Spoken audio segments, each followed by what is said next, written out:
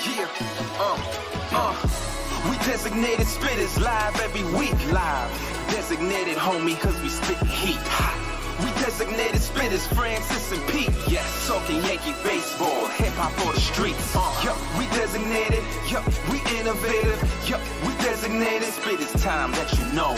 Yup, we designated. Yup, we innovative. Yup, we designated. Spitters, let's start the show.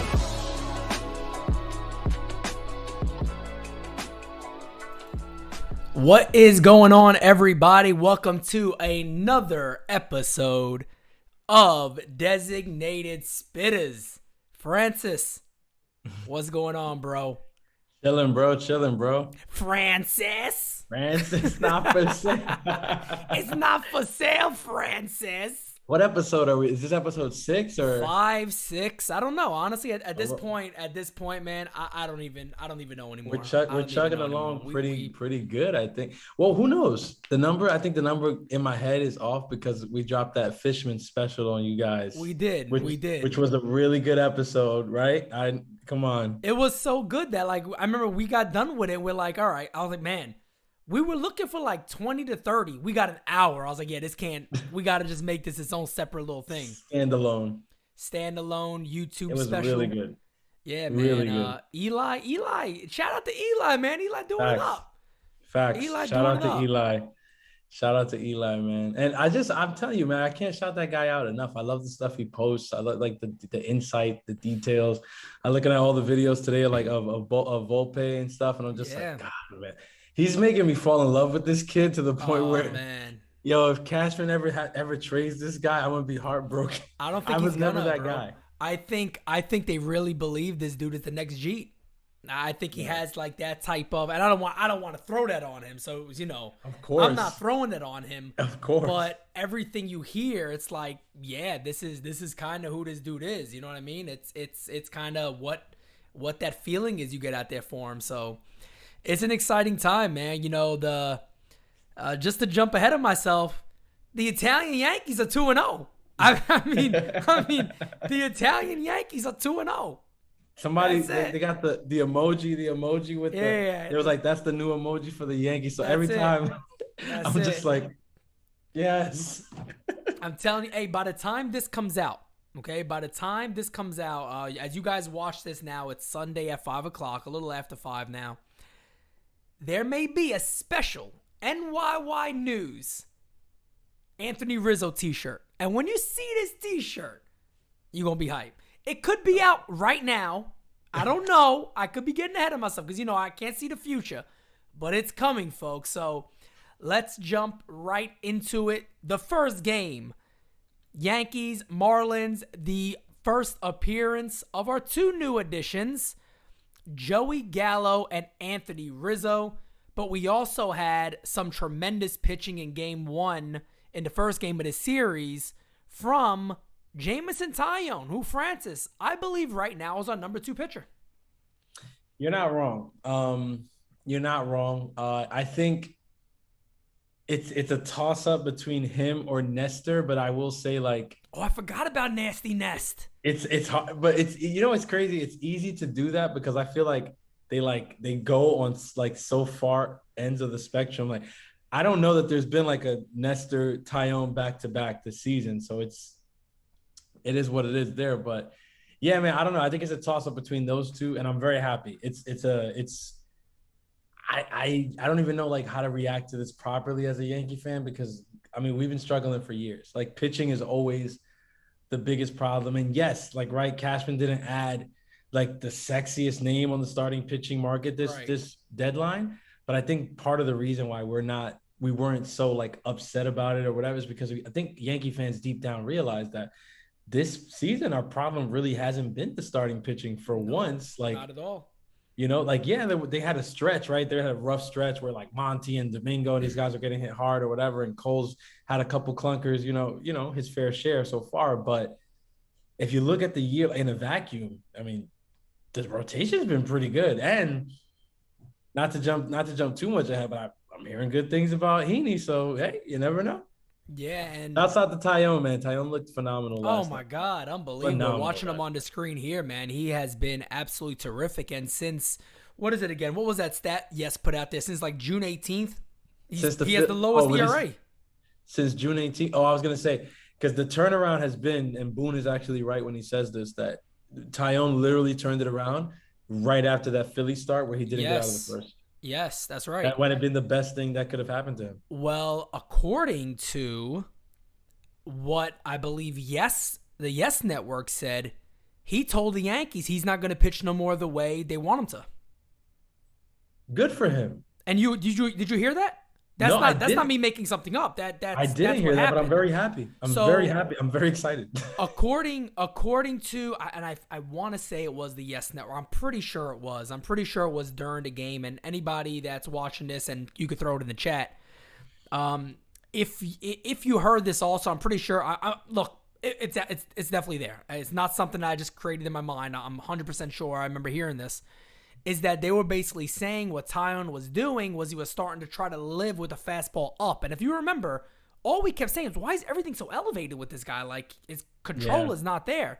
Yeah. Apparently, it wasn't really even that. He was working up in the zone because that's what they told him to go with, more four-seam fastballs up in the zone. What he switched was he started going more to the two-seamer like he used to down in the zone, as you almost saw that one that was Gallo's deep fly ball to right center field, when he hit it, I thought it was gone. But yeah, me too. And that would have been gone in Yankee Stadium. It would have been gone in Yankee Stadium. So, but Tyone switched it up on him and said, no. You know, I want to do my own thing right now. I want to do my own thing. And he came out there, started doing it.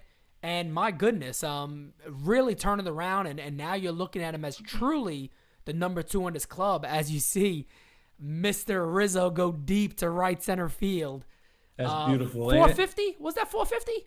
449. 449. Look at that swing. My God, man. That kid right there is excited. That kid's going to eat a nice veal parmesan after this game. I know he can have 20 of them as long as he doesn't share with Gary Sanchez. Sorry.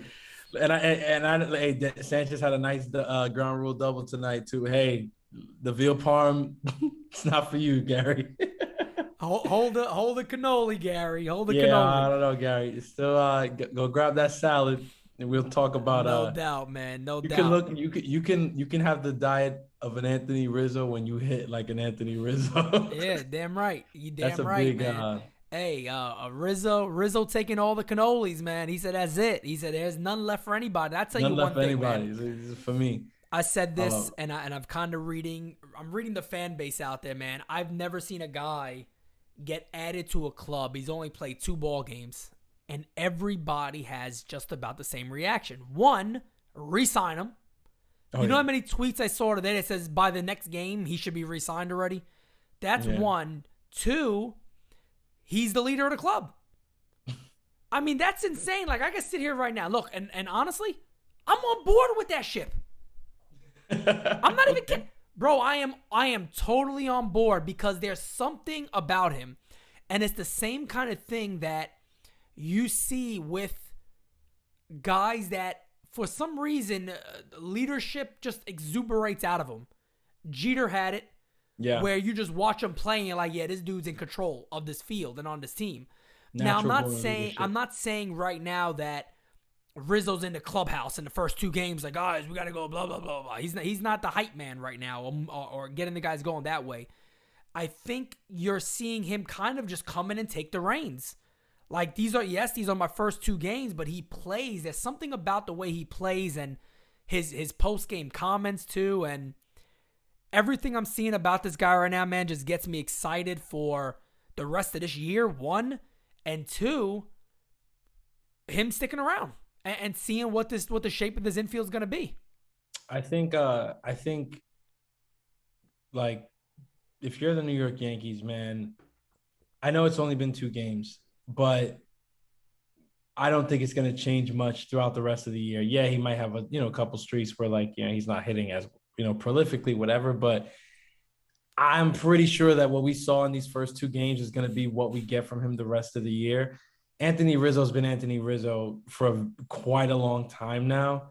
And you know what you're going to get. This guy, it's like you said, there's an intangible. That's what it is. There's an Yes, intangible facts. with him, and you can't really quantify it, but it's just something about him. He walks the walk, he talks the talk. It's like what they say: if it looks like a duck and quacks like a duck, it's a duck.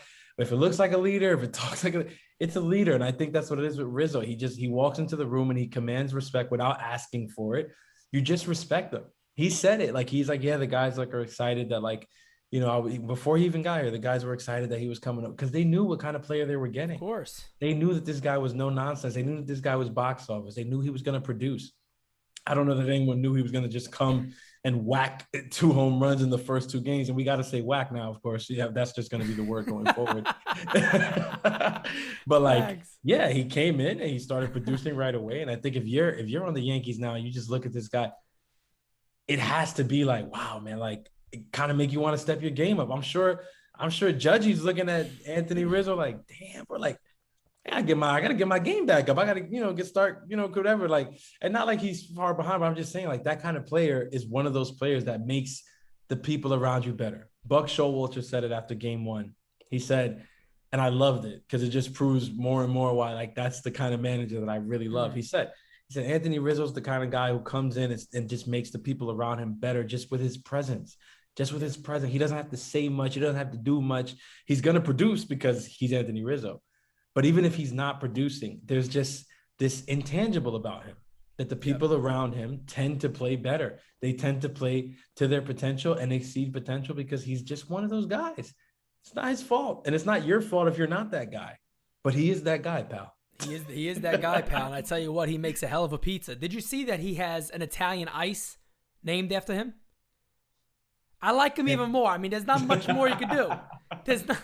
But it made perfect sense to me. I mean, Anthony Rizzo, Chicago. Right. Now, there's going to be that Italian connection, too, so being there. But I mean, it goes from one great place to another one, though. So New York. That's what I'm saying. This just seems to be the place where, Italians belong at this point. I mean, that's it. Gallo's not staying too far behind, if you ask me. That one that almost went out last night, like I said, in Yankee Stadium, that's out by far. He's had some good contact.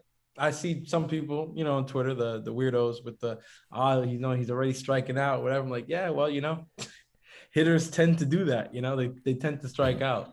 And we know who he is, right? And that's the thing that I talked about. So before the game, I got this little the whole different setup, and I said let me just jump live towards the end of the game real quick as the Yankees wrap it up. And it looked good. Yeah, I went live real quickly on there and just chatting, and I saw a lot of people talk about being concerned as you see Rizzo's first home run again about Gallo, and I'm like, guys, but hold on a second. Like, first of all, he's hit the ball hard a couple of times. Let's also remember that he flew out to deep right center field. He got a hit robbed off him tonight in the shift, and he's also walked. He's also struck out, and he's playing defense. That's the guy we kind of knew we were getting, right? That doesn't throw anything off for me. So one of the things that we were talking about, if you remember, when we were doing all the lives and us just chatting in our group chat for our team, one of the things we kept saying was Gallo's nice, but we know he's not that like ultimate game changer for this club unless he goes on like some severe run, because at the end of the day, we knew he would help. But the moment a guy like Rizzo was in, not just because he's playing good in 2 games, because he makes contact. And this team needs that. He's on base. And then you add a guy like Gallo, and what people are forgetting is what Rizzo said last night. If you guys heard his interview after the game with Meredith Marakovitz, he said in the first inning, they threw like 30-something pitches to us. Exactly. So we're seeing that. Like he talked about that multiple times, like batting, what does he bat? 4th. And he gets to see Judge's at bat and all that. Mm-hmm. He said that he gets to witness and watch that, had a pitcher's pitching immediately. So I know these are things that all batters do. But just to hear him bring up the smart thing that we all talked about, I even said multiple times, pitchers are going to have to pitch to get through these guys. And that lineup right now, whether you want to say it or not, Gallo strikes out or Rizzo's hitting in the 240s when he got here, whatever, that's a very hard lineup now to navigate. Very hard lineup to navigate. My thing is like strikeouts, like all strikeouts are not created equal. Like, if Right. you guys understand my drift, like, there's a big difference between striking out on 3 straight pitches and working like to 2-2 or 3-2 Yep. and then striking out. Yep. Okay. You work to 2-2 and foul off a ball or two and then strike out. You saw 8 pitches, 9 pitches, like, Yep. so you saw 2 strikes, you saw 2 balls, you fouled off 2, that's 6, and then you struck out on the 7th pitch. 7 pitch, that's a lot. That's a lot of pitches. Yeah. Yes, it ended in a strikeout, but you saw 7 pitches. That's 7 pitches that a pitcher threw to one batter in an inning. Ideally, you don't want to be throwing 7 pitches to every batter in an inning. Even if you only face 3 batters an inning, if you throw 7 pitches to all 3 of them, that's 21. Yeah, it's a that lot. means after the second inning, you're at 42 pitches. That's not good. Okay, like, we all know that if a starter is coming back in from the 3rd inning and they're at 63 pitches, we're looking at, he's not going very deep today. That's what I think Rizzo means when he says, yeah, these guys have to throw 30 pitches in the first. Yeah, that's what we have now. I think the dynamic of our lineup, and we still have yet to see it with DJ at the top of the lineup. Yeah, that's right. Which I think is going to be the icing on the cake, and I think is going to help DJ maybe produce even more, like, get a little more closer to like what he was in the first 2 years with us. Because now it's like, do you like want to like try to get cute with DJ, knowing that like Gallo's right behind him, or do you maybe like pitch to contact with DJ and hope that it goes into a glove, and then if it doesn't, and you're screwed, whatever? I don't know, but however that goes, I think DJ has a good shot now, because with the protection of not just Judge behind him, but knowing that it's Gallo, Judge, and then like that's insane. A lot. It's a lot. If you're DJ in the batter's box, yeah, that's a lot, bro. You got, if they keep it that way, Gallo, Judge, Rizzo. Yeah, I mean, it's a whole lot. You're right, and I would love to find out about this, and maybe sometime we will. But I have a feeling, I think I said this on our Deadline Live, that LeMahieu has been playing with this injury all year.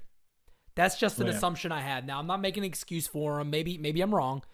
I think he is. I think he's been playing with something that's been bothering him all year and is trying to play through it.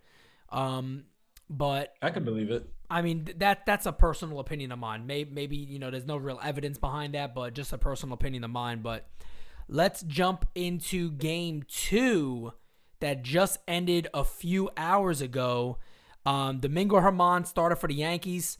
And again, man, it was another game where new Yankee captain, new Yankee Anthony, the Italian Rizzo, goes deep again, but a good game all around for a few guys. Rougned Odor continues to impress.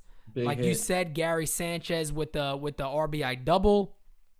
A lot of good all around in this game. Germán only goes 4 innings, gives 2 earned runs, 5 strikeouts, but then the bullpen comes in, 5 shutout innings, only 2 hits, 6 strikeouts. Loaizaga shuts the door for the save. Again, another good all-around win for our Yankees. Yeah, I mean, a little disappointed Germán couldn't go deeper into the game, but I think a lot of that had to, not a lot of it, but there was definitely part of it that had to do with the fact that we were playing in an NL park, and we got to a situation in the bottom of the 4th there where we had runners on 2nd and 3rd, I think with 2 outs. And so, like, you want to try to capitalize, because I think the game was not tied. I think we were up by 1, but we had the opportunity to score more. And it's like the pitcher spot is coming up. So I was like, what do you do? Whatever. So they went to can't be mad about that something. One. I understand. I understand that move. Right, even if it is just, 4 or 5 innings into the game, like with this Yankees team, like, you really never know like what's going to be the inning that could put you over the top, because we haven't been scoring that many runs. So I get that move. So like I would have liked to see Germán go longer, but I do get the move to move him out there.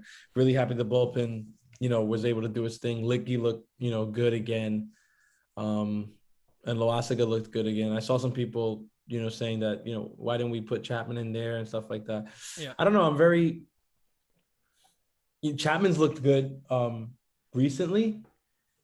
But I also wasn't upset that Chapman wasn't in there. I wasn't upset about that. And another newcomer actually looked good today too, in Holmes. Clay Holmes. Clay Holmes looked good. He did what, his resume is, which is the best ground ball pitcher out of the pen. And that's what we saw. We saw 3 groundouts. Yeah.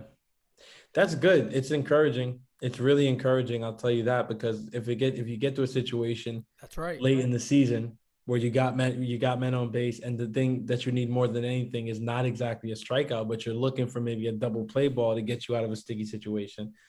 We used to say like, okay, that's Britain. Like you go to Britain there and you're gonna get it, right? But Britain's he's like a Ferrari. He's got to be driven, and he hasn't been driven this season. So it's good to know that we may have a guy who can come in and get that big ground ball in a tight situation. Yeah, I think it's very important, isn't it? I mean, it's truly important, especially like you said, situational, and it means a lot. That means a lot for this ball club to have somebody like that, and when potentially to put out an early fire. I mean, maybe it's not always good. It was usually Chad Green doing that, but Chad Green does that via the strikeout. When you got a guy like this with 70-something% of the time, he's getting a ground ball. That's overly impressive. I mean, to have that on your team, and then again to go along with a guy like Zach Britton, who also does somewhat of the same thing, where he is used to getting ground outs. We saw his last 2 outings where I got nervous because I thought he was going to give the games away, and he gets out of them with double plays. Yeah. So it's great to have that coming out of the pen. It's underrated. It's underrated, honestly. I think these days in baseball, term for it, yeah. We look for the big strikeout guys, and that's the sexier, thing to look for. But I personally, I love a good ground ball guy, just because it's like you can get 2 outs on 1 pitch. Strikeout guys tend to throw a lot of pitches, and the problem is when you throw a lot of pitches, you get into like the trouble that we see with Chad Green. It's not that Chad Green's a terrible pitcher, nothing like that. But when you've seen him struggle, right, it's not because he can't get guys to 2 strikes. A lot of times he's getting guys to 2 strikes, and then he's looking for the finish pitch, and then they're fouling things off, and then it's a ball, then it's another ball. Next thing you know, it's 3-2, and he's got to make a pitch, but he's thrown the kitchen sink at the guy already. So either he makes a fat pitch that gets hit hard, or he walks the guy. Yep. This is what happens with strikeout pitchers versus a guy who's looking for the ground ball anyway. They just go right after you in the zone because they know what their stuff is supposed to do. That's right. So I really like a ground ball pitcher. I'm very happy that Holmes looked good today. I hope that we see a lot more of him, down the stretch. And here we go, right on that stop. We are about to see, boom, there it goes. Number 2 for the New York Yankees. Another homer to right field. What a start for Anthony Rizzo. Oh, when the moon hits your eye like a... Wait. When the ball hits the sky like a big pizza pie, that's a Rizzo. So that's the new one right there. It's a Rizzo. Man. That's it. And, man, Anthony Rizzo again. Not much more you can say. So let's take a look at Anthony Rizzo's first 2 games. Francis, he is 4 for 5. 4 for 5. 2 homers. 2 walks. 2 walks. 5 runs scored and 2 RBIs. I don't know how much better you start on the first 2 games with your new ball club. He is completely now settled in. And you got to be settled in, right? That's it for him. He's good to go. I didn't expect any of this. Like, not to say like I thought it was gonna come and like stink it up, but to it's the best case scenario, right? I mean, yeah, this is like truly literally the best case scenario. This is literally the ideal. Like when he hit the home run yesterday, I was just like, wow. Like I was like, great. Like there's what pressure is on him now? Like, dude, you came up and your second at bat, whatever the game, you hit a moon. It's not even not a wall scrape, right? No, he hit 2 gargantuan shots. The one yesterday was 449. The one today was 410. Facts. I mean, no cheapies. Yeah, no doubt cheapies. About it. No doubt about it. 2 days straight, he's hit the ball over 850 feet. Like, Yep, that's right. I don't know. You're right. I don't know how much better you can start. I'm excited for both of these guys to get back to the Bronx, to see the ovations that they get, because we've been waiting. We've been waiting for a long time.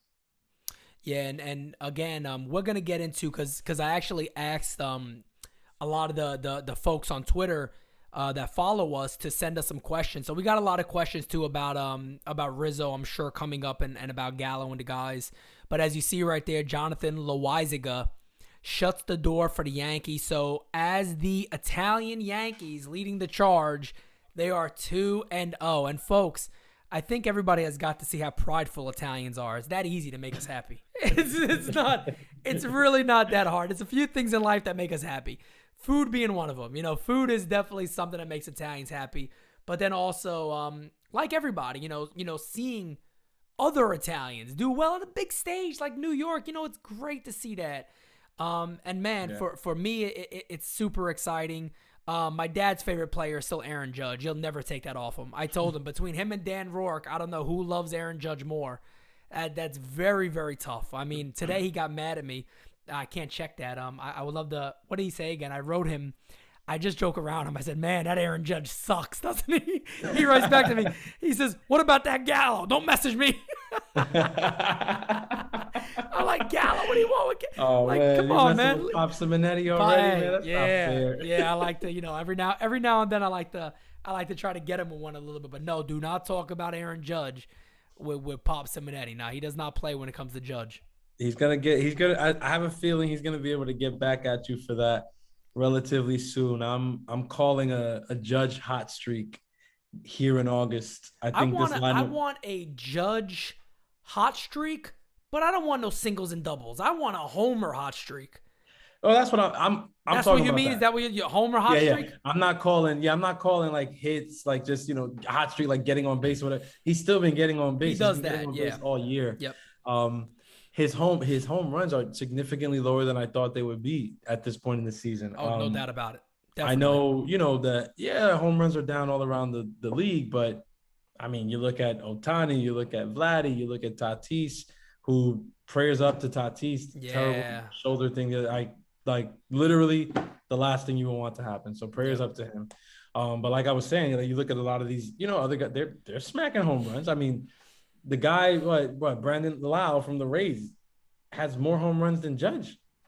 I was like, and you know what? You know what doesn't work with a guy like Judge is there's not Altuve up there. This is a big dude. I don't care what ball you're throwing at this man. You can throw a bowling ball up there. You got a chance of putting it out. I mean, that's a big dude. Otani's a tall, strong dude too. But I mean, I don't think there's an excuse there to say that Judge's power numbers are down. I think that's 100% fair to say. I wonder too. Like, I mean, and I was thinking about this the other day, just as a silly thought. But I look at some of the things that Judge gets, struck out on, or like just pitches that, get called for strikes that are not strikes or whatever. He gets that a lot. I just wonder, like, if this is ever something that the league looks at. I know it might sound like, regular Yankee fan whining, about one of their star players, but it's like, I don't know that this I know this happens all around the league, but the way that it happens to Aaron Judge, with the consistency that it happens to Aaron Judge, like, we've got to look into like something, man. Like, it might sound stupid, but I mean, even strike one in a big situation, in a big at bat, can change the complete complexion of an at bat. Like, I'm telling you, it sounds stupid, but it's not. 1-0 to Aaron Judge versus 0-1 to Aaron Judge is very different. He's a power guy. He's a power guy. He gets the most low strikes at the ankles that I've ever seen of any player. Nuts. It's because the umpires are so, they're used to like an average strike zone for people average size, and then in walks this freaking NBA center, and they're like, same strike zone, and it's like, no, that's not a strike for him.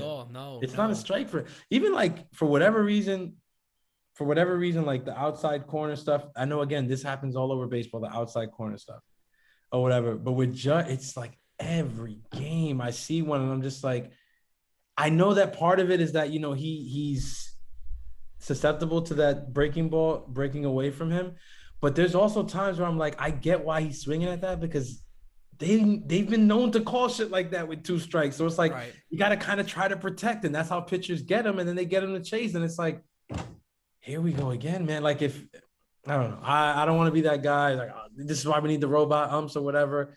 I honestly don't know where I fall on that argument. I hate that robot ump stuff. I hate it. I don't like it. I don't know where I fall in. I don't know. Like, I like the human element. Humans can make errors, and that's okay. You know what I mean? I was going to say that. That's apparently why we had a replay, isn't it? Yeah. So, there's part of me that thinks it's a part of the game, like the human. Yeah, I just feel like you take all that stuff out of baseball. I mean, what do you have left? You'll no longer have ejections, would you? I mean, ejections go out the door, don't they? Can't argue with the robot. Yeah, what are you gonna do with a robot? The thing's gonna beat the shit out of you. You're gonna turn around and tell fucking RoboCop gonna come Siri out. she was wrong. Like, no, Siri, that wasn't a strike. It was. I mean, what is she gonna say? Sorry, Yes, it was. Sit your ass down now. You're ejected. Like, all right, unplug her. But nah, like you are terminated. Yeah, man, I don't know, but I really wish there could be that's something like somebody in the league could like take a look at like these low strikes on freaking 6'7" Aaron Judge, because it's ridiculous. It's really ridiculous. It Not saying that contributes to his low power numbers this year. I think there's something else going on with that, but I'm predicting a hot streak. Yeah, and Judge could pour him on quick. You know what I mean? Judge could pour him on very, very quickly.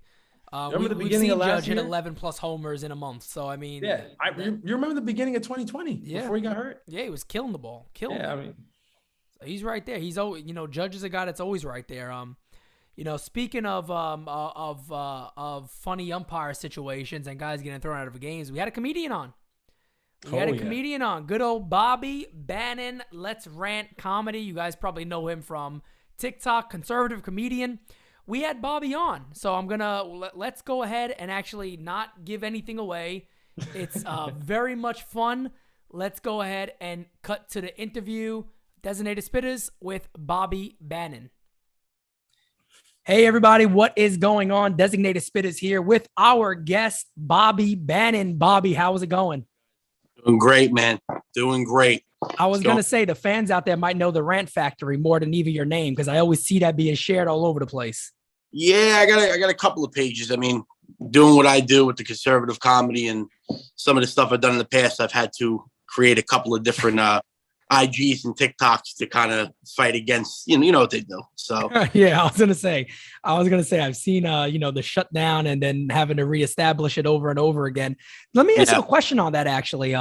Just to jump in on that, because that's interesting. I always thought about this. I've never had anything shut down.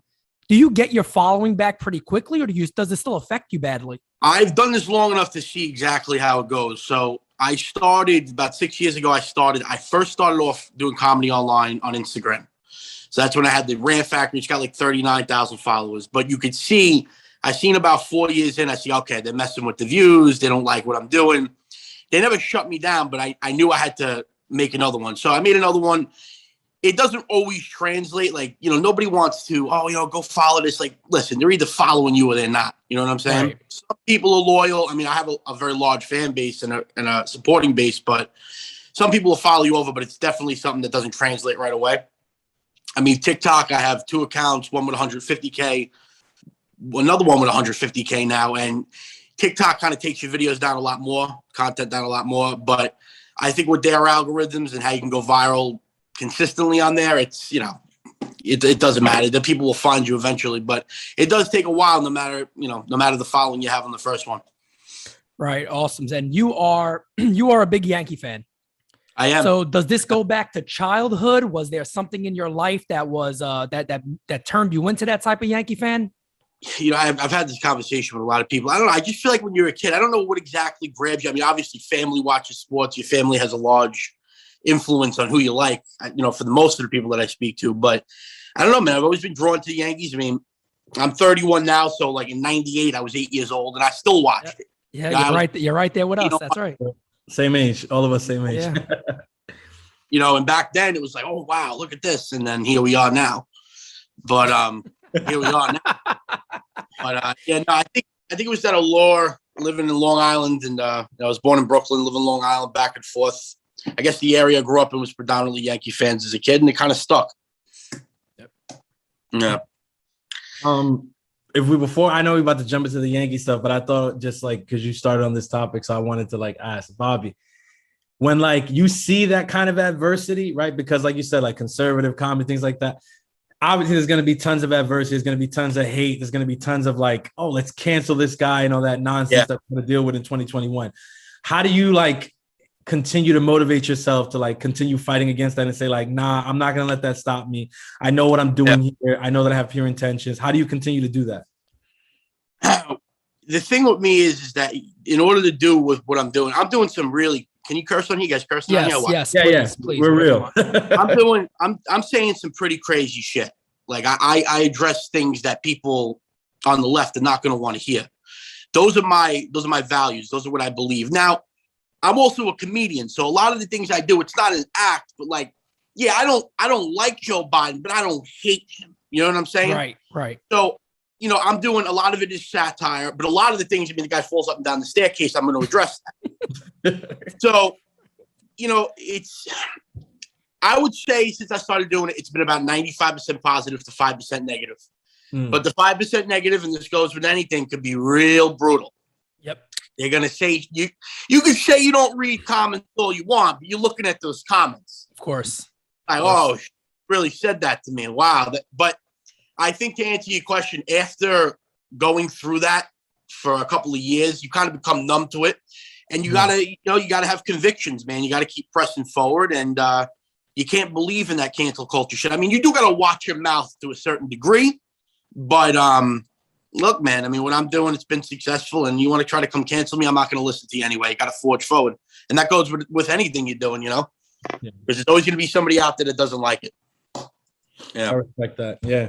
100% correct. I'm right there with you. So give us your thoughts. It's funny because you said we talk about that a lot. We talk about like the '98 Yankees growing up right, with this amazing team, and God, we had George. We had George, right? Big George, the boss. Big George. He went as far out as you could go. It didn't matter to him. He was a fan. Like he had an interview, and I would love to see it. With some Gator shoes on, kicking in TVs. That would be like the greatest comedy sketch of all time, right there. But George was that type of guy, and now we're coming to a little bit of a difference with his son. What are your thoughts on how this club has performed this year, and where they're potentially going now with this Gallo deal? So, what are your thoughts on the 2021 Yankees so far? I'll tell you this, and this is coming from, I'm an avid bettor. I watch them as much as I possibly can with the shit that's going on. When I see what took place, like, for instance, last Sunday when they blew that lead to the Red Sox, and you watch them watching the guys, that was the day he threw the no-hitter, I believe. Herman. Yeah, Herman. And I'm watching Boone on the steps, like, dying to overmanage. Like, let me come in and fuck this up. Let me just come in and fuck this up. I understand. They build the team a certain way every year. They're a home run heavy team. My belief is they're a home run or bust team. They don't play small ball. They don't do the fundamentals of what other teams do, and I think that's what hurts them. But so far this year, it's looking like the last couple of years. It's looking like, maybe the wild card, and we'll see you later. I hope not. I know Joey Gallo's a big pickup. That surprised me. Like they said they were going after Trevor Story, but they picked him up. That's a nice little piece. It doesn't look. I know they gave up.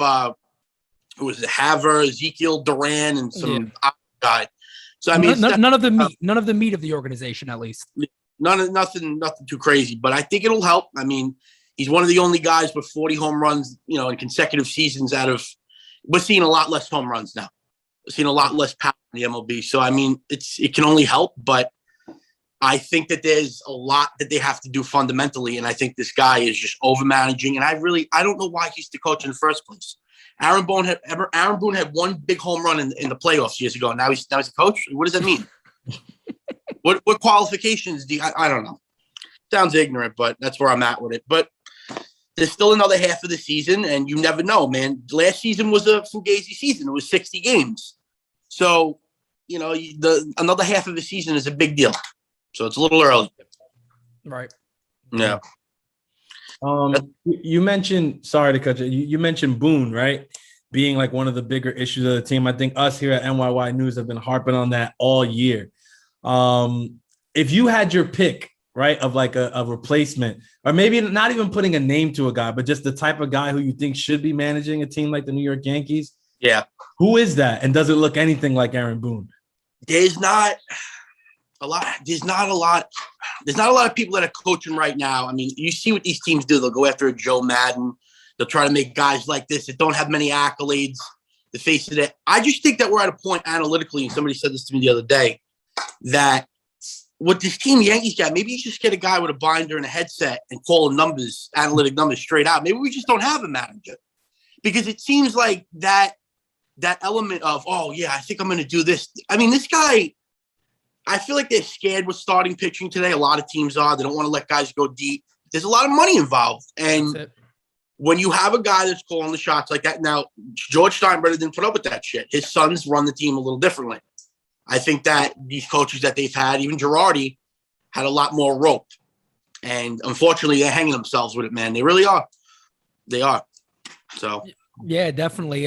That's something that we've been harping on with Boone for a while is, I don't know if I bring this up in almost every single interview because to this day, I'm shocked about it. You could have did a whole skit on this one. Yeah. He gets thrown out of a ball game, right? And at the press conference, he's talking to the reporters and he tells the reporter that he felt bullied by the umpire. Oh my God. Now, if that's me and I'm the manager, that day he's fired. No way do I tolerate a manager of the New York Yankees saying he's getting bullied. He's getting bullied by an umpire. Like, this is, and imagine playing for that guy after this. I couldn't do it. It's very soft. It's not the New York approach. No, not at all. Not at all. So you see stuff like that.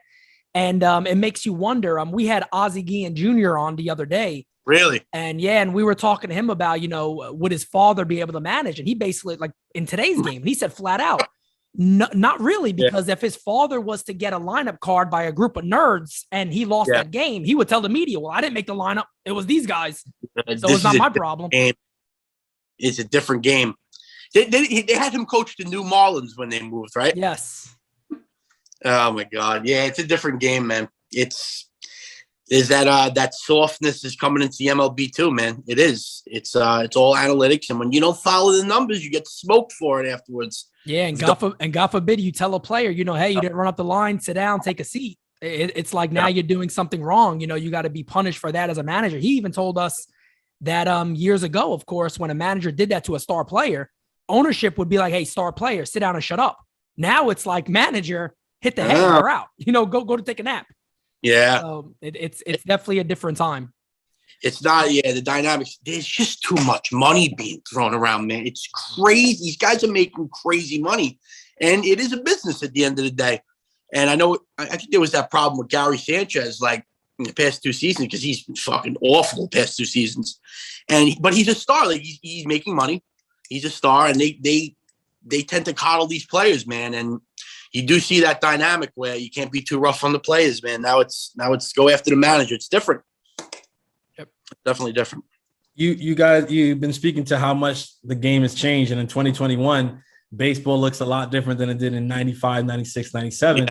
I think one of the most different things is like something we've been seeing this year with Aaron Judge, for instance, right? There's this whole controversy surrounding, is the guy vaccinated or not? Like, where do you fall on that? Like, is this a question that players should have to answer publicly and tell people like that if they're vaccinated or not vaccinated, or do they owe it to their teammates? Where do you fall on that? I'm actually very passionate about this particular issue, and we're seeing it with the NFL. The NFL is gonna lead the way fucking this up. You're gonna see it. The NFL is now telling people that, listen, it doesn't matter if you're on the left or the right. You can still get COVID when you're vaccinated. Okay, right. It's proven. It's going on every day. And now they even said that you can actually vaccinated folks will still spread the virus. There's no that's not changing. 100%. But I think what we're looking at in the NFL is they lost so much money last year that they're looking for it back. And if they have to use you as a scapegoat, if you're the one that chose to get unvaccinated, not to get the vaccine, they're going to get that money back, the $14,000 or whatever it is they're looking at. And now it seems like the MLB, and I'm sure the NBA, the NBA is very woke, so they'll go after this immediately. It looks like it is not anybody's business if you're vaccinated. It is. I know some players are on the left and there's some players on the right. That goes across all sports. But you should not be able to ask somebody. The fact that it's not against HIPAA violations is beyond me. Yeah. But the fact that it's going to create a big problem. And you're going to see players like Hopkins in the NFL. People are going to retire. It's going to destroy the bottom line. But these companies are private. The MLB and the NFL, they're private entities. They're private companies. And it's about bottom line for them. And they just seem to go with the left, man, this woke bullshit. And how could you ask somebody if they're vaccinated? How crazy? It's crazy to me. I was talking about it the other day to a few friends, and we were even saying, what the hell's next? If you're a little overweight, they're going to stop you from they're going to ask you how much you weigh. They're going to ask you, do you have a heart disease? You can't come in here because of this, because of that. I mean, it's insanity. We don't ask people these questions to go about daily life. No. And, you're seeing what's going on right now, too, in other countries that are protesting this stuff. And, the media is not really covering it because I don't think it fits their narrative. No. And you're seeing that happen, that, France is right now, like, at the point of, like, revolution over there. Like, they're not playing around. It's not good over there. Nobody's reporting on that. No, not at all. And nobody's talking about it. But and the reason, France has even talked about that, I always retweeted out, and I say, just shut the hell up. Like, there was a guy, Keith Law, who blocked me, and I'm happy he blocked me because I called him out for being such a jerk off. Yeah. Anthony Rizzo, who is the first baseman for the Chicago Cubs. This man has come off cancer. He defeated cancer. He defeated all this. He simply stated, my doctor recommended I do not get the vaccine. Now, maybe we'll revisit that down the line. Do you know this jerk-off guy, reporter, little weasel, comes out and says he has an obligation to apologize to his team and the fan base? Wow. This is insane. There's a mental illness with this. I don't give a shit. It got to be something. There is something going on. I mean, look, I'm not an anti-vaccine. Okay? Me either. And that's what exactly. I'm the same way. Not again. Yeah. Not an anti-vaxxer. I believe in science, but what I don't believe in, hold on, there's a lawnmower outside. What I don't believe in is everybody has their own health plan with their doctor. All right. That's private. If your doctor makes a recommendation to you, follow that recommendation if that's what you want to do. But this crazy shit where there's a vaccine that came out with like probably 4 total trials. It was called Operation Warp Speed. It was under Trump, Operation Warp Speed. I'm not putting that in my body right now. The fact that I know that a lot of people are dying from it, and the adverse effects to it are scary. It is a virus with a 98 point something survival rate. From under 85 too. That's the thing. From under 85, you got about a 99.65% chance surviving, and that keeps going higher up. Yeah, it's crazy. And they're making such a big deal out of it. And I think we're headed into another lockdown, man. They're talking about masks again. It's not going to be good for sports. I can tell you that. I know DC announced it today that indoor and outdoors, you have to wear a mask no matter what your vaccination status is. And here's the question that I always had. This is the last one I'll have on this topic, but the strangest thing of the whole thing for me is Dr. Fauci. We're told to believe this guy, right? He is the leading epidemiologist in the world.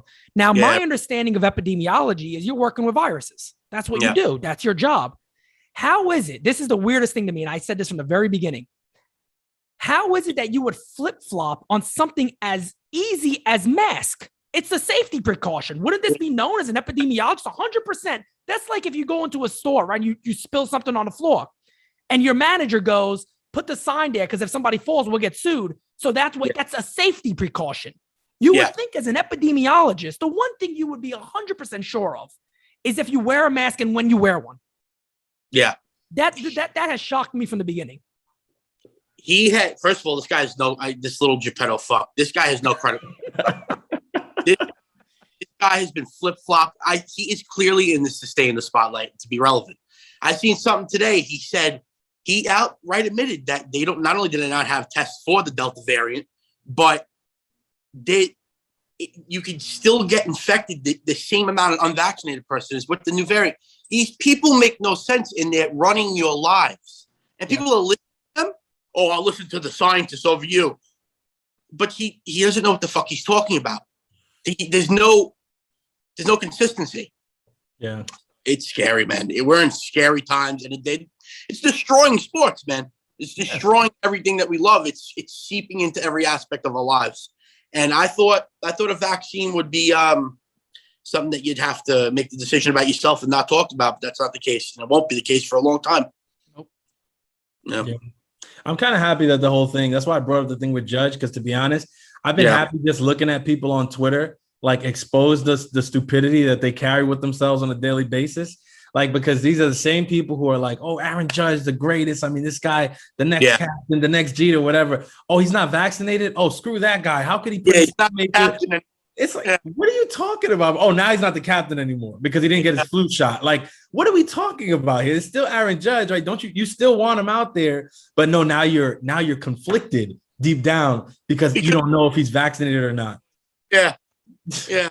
Over a medical choice, he's not a good player anymore. It's like, I don't know. I enjoy it because I think everything with COVID surrounding COVID 2020 and everything, you saw a lot of people's true colors come out. And I love stuff like that. I love when you start to see where people what side of the fence people fall on. Cause I like when it's out there that way. And I like when people expose the stupidity. I love it. We're at that point now. We're at that now. All players are coming back. Yeah. Well, the funniest thing for me is that how did this vaccine become some sort of, well, whether if you get it or you don't get it, that means you're a Democrat or Republican. No, it doesn't. Yeah. No, it doesn't. You know how many liberal friends that I actually have that I was like, yeah, man, I don't need it. I don't want it. And I'm not interested in it. It doesn't mean that they're going to go vote Republican next time they go out there. It makes no difference. It's just another ploy to try to either fearmonger, scare, or worry people into doing something. I even saw today, which was kind of when I did hear exactly what you were talking about Fauci. He did 100% say that. He said that there's no different in the amounts of COVID that's in either one. So the idea of that is, okay, so then there is no difference in anybody, vaccinated or unvaccinated. There's no difference. But just hearing where everything is, and I think you're 100% right. I think we potentially are looking at other lockdowns. I know here in Virginia, there's potential that they're going to bring the whole mask thing back again. I know Disney World, Disneyland, all of them have already done it again. They love the mask, and they love it. They love the mask. They really do. The mask. Well, the reporters, by the way, you can always kind of single them out because the mask is in their profile immediately. It's like the whole mask is immediately, it's like a whole diaper on their face. Yeah. Yeah. So it's always there. But I don't like what it's doing to, man. I don't turn the fucking TV on to worry about whether or not Aaron Judge is vaccinated or not. And and if you want to get vaccinated, man, by all means, go ahead. You want to turn into the fucking donkey from Shrek in 3 years? Then go and do that. You want to take that chance? Then go and take that chance. That's up to you. It's your right. Hopefully nothing happens to you. Me, it ain't happening. Up the block from my place, I'm not home now, but up the block from my place is the military installment for vaccines. And I mean, they just come on in, guys, giving it away for free. Fucking who knows what's gonna happen? I don't believe in that. It's crazy, man. It's scary when you it's like people don't even want you to say, well, can I just wait? You know what I mean? It's like, no, you can't. But why not? Yeah. I mean, at least let it fan itself out a little bit. Let it breathe before we start talking about getting it. It's crazy. Don't worry. Your good friend de Blasio will be down there licking his fingers, saying that you get some chicken tonight if you get vaccinated. You see that? Oh my God. That's brutal, man. Unbelievable. That burger element to this? It's like, oh shit, man. You're wild. Yeah. Unbelievable. But my last question for you, and then Francis, if you have another question too, is this is the big one right here. We talked about the Yankees making this move. Yeah. Your quickest reaction. Do they make the postseason? Yes or no? I think they'll squeak in. Yeah, I do. Wild card. I do. Yeah, it's going to be wild card. Yeah, it's going to be wild card. That's my prediction. Yeah. Okay. I do. I mean, listen, man, like I said, second half of the season, it's not a 60-game season anymore. They can catch some fire. I know they got 2 wins put together right now against the Rays, right? They won last night too. Mm-hmm. So, and when do we start the how many? Yeah, no, I think wild card. That's where I'm going now. I'm going wild card. So hopefully Joey Gallo will be a nice boost. I think that's probably going to be the biggest. I don't know what you guys think. That's probably going to be the biggest move they make, right? I think they'll still add more. I think they'll still probably add 1 or 2 more pieces, if anything. And Trevor Story could be a big one too. If they get Trevor Story, it's a different. I think it's a way different ball. I've been watching that. Even on Colorado, he's something else, man. I think it's possible. I think it's actually possible, surprisingly, but I think it is. Yeah. But I'm thinking wild card, and maybe they make some noise, but they got a lot. I think they're gonna have to revisit the board on the coach. On the manager. I don't think that's gonna. It doesn't seem to do us any good each time we put a new guy in there, but I don't think this guy's gonna get us across the finish line. But that's my personal opinion, and I think there's a lot. I think less is more right now. That's what I think. Let them swing, steal some fucking bases, play some small ball, and see what happens, man. Add some pieces. All right. My last question is a fun question. I try to come up with like something like culture interesting, like for our listeners. So, right, you're a comedian. You do stand up, you do shows, right? What what are some of the similarities you would say between what you do out there on the stage and what athletes do out there on the field?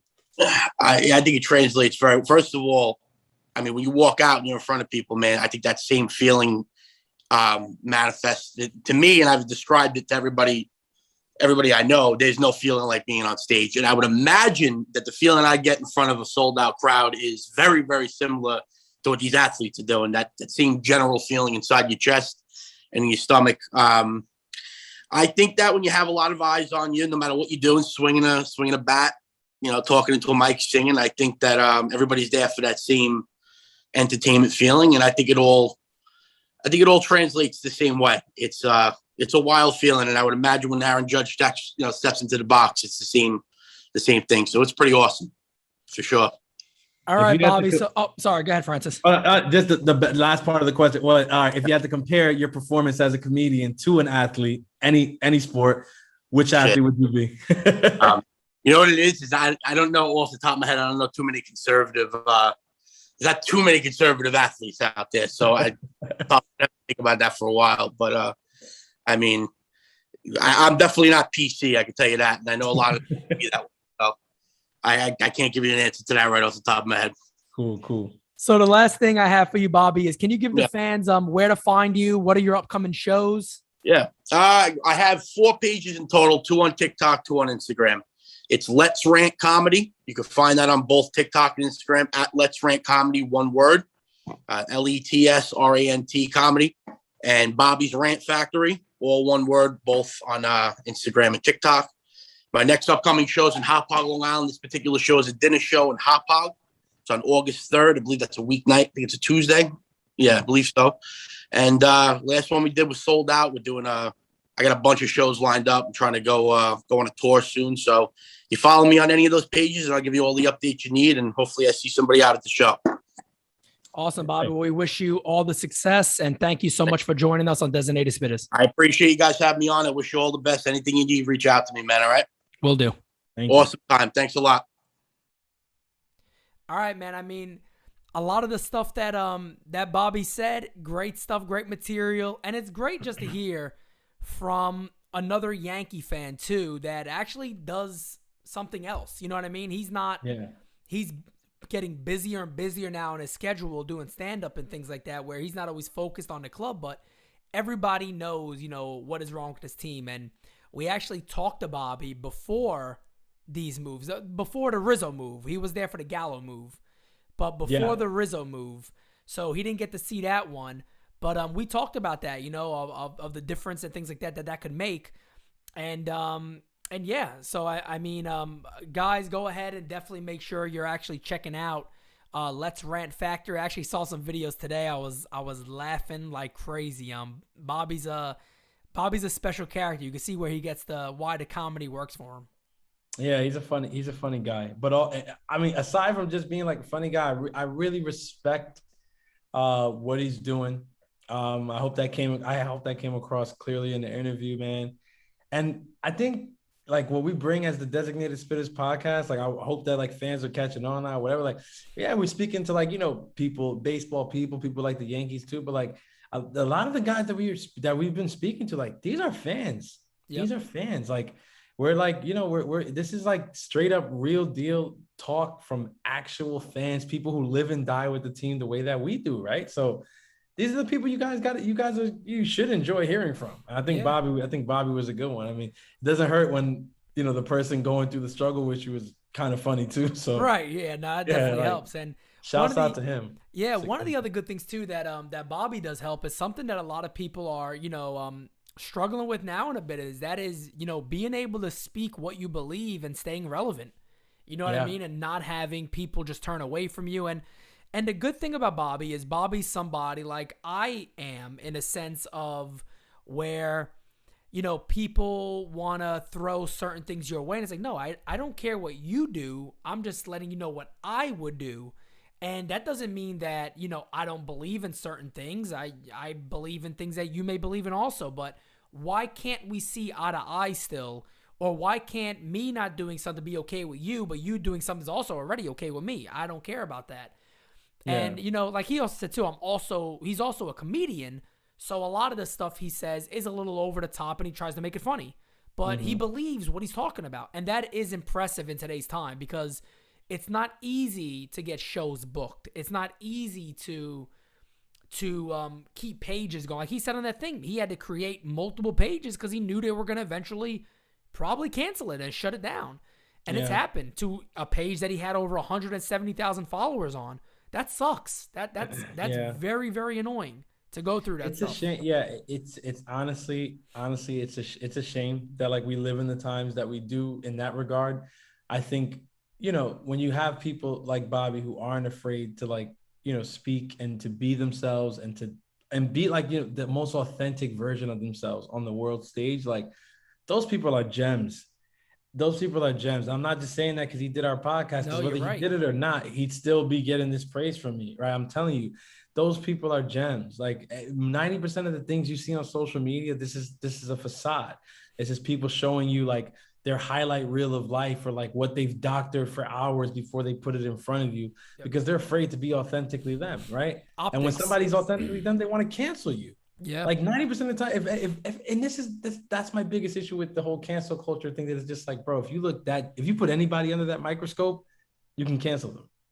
Of course. You can cancel anybody. Or you could find, like I love the best thing ever is like when you find a tweet when somebody was 16 and now they're like 20, like, oh my God, this person's this and this person's that. Like, people do stupid things when they're young, that, when they're older, they look back and be like, yeah, that was so dumb. Why the hell even do it? Like, yeah, why did I do that? Why did I say that? But we live in a world where it's like, no, you could never have ever said anything in any way that was stupid at all. Because if you did, we're going to hold you accountable for that today. And we're going to treat you as if you're that same person today. It's like, and then we're gonna call your job and we're gonna do this and you can't work in a bank or you can't work in a grocery store because how dare you say something like that offended me, even though I'm reading it today. Exactly. You said it 30 years ago, but it offends me today, 30 years later, and so you need to be canceled from the life that you have today and who you are today for something you did when you were a completely different person.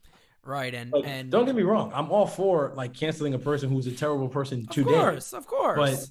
But a lot of times you're canceling people who were terrible people a long time ago. Right. You want to make them pay for it like now. Like, I mean, to bring it to baseball, though, the hater thing, like I was like, okay, he said some pretty stupid. They weren't even. It wasn't even funny. Stuff. Yeah. It wasn't even funny. Like, I'm sure when he looked at it, he cringed. Like, why did I even think that was funny at the time? I don't know, or whatever. But I'm like, I think it's clear now he doesn't think that way now. Like he was apologetic about it too. I'm like, I don't like, why are we like, no, like, oh man, like I would never want a guy like that on my team. I was literally on Twitter adamantly saying like, I hope none of you guys want him on your team so that he can end up on my team. Because, well, the big difference that you notice with something like that is all the teammates that came to his defense like immediately. So, there's the difference. And look, this might be a bad comparison because it is a different situation. But if the Dodgers don't want Bauer back, so I know that's a different situation, and I understand that. But what I'm getting at is here, if he was somewhat that person, not many people would have came jumping to his defense. Because if you remember too, Bauer's situation, we know it's bad. We don't know 100% of this guilt there, but it looks like there's a lot of evidence that backs this claim up. Yeah. Nobody is coming to this dude's defense because I feel like he's kind of always had this kind of vibe around him where people didn't like him. Whether that was teammates, there always seemed to be a little something there. And again, I understand there's two big different things here.